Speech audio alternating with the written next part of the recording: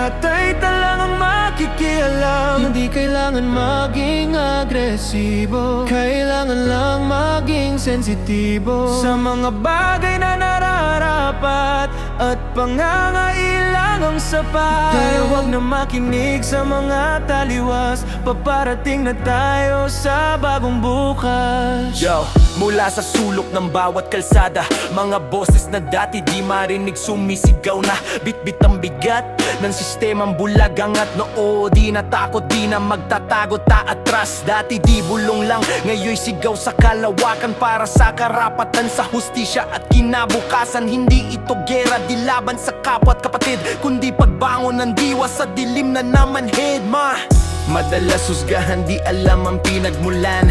Bawat kwento'y may pinagdaanan, may pinaglabanan. Kaya't bago bumato ng salita na matalim, subukang painggan, intindihin ang hangarin. Hindi lahat ng nakikita'y totoo at malinaw. Kailangan ng puso't isip para tunay na malas. Sa pagkakaisa'y nagsisimula sa pag-unawa. Sirain ang pader, buksan ng isipan, walang Di rin magtatagal ang kadiliman kung lahat ay talangang makikialam. Di kailangan maging agresibo, kailangan lang maging sensitibo sa mga bagay na nararapat at pangangailangang sabay. Huwag na makinig sa mga taliwas, paparating na tayo sa bagong bukas.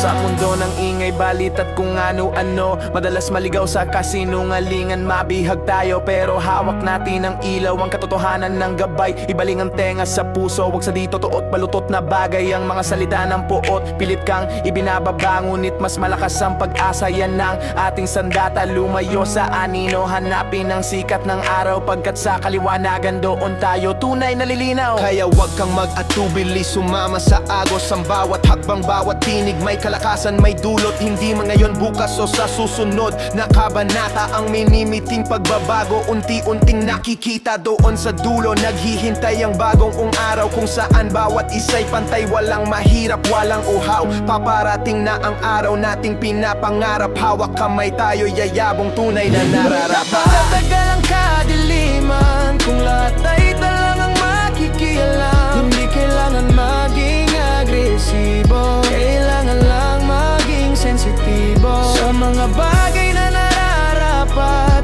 at pangangailangang sapat. Kaya wag na makinig sa mga taliwas, paparating na tayo sa bagong bukas. Hindi rin magtatagal ang kadiliman kung lahat ay talangang makikialam. Hindi kailangan maging agresibo, kailangan lang maging sensitibo sa mga bagay na nararapat at pangangailangang sapat. Kaya wag na makinig sa mga taliwas, paparating na tayo sa bagong buhay.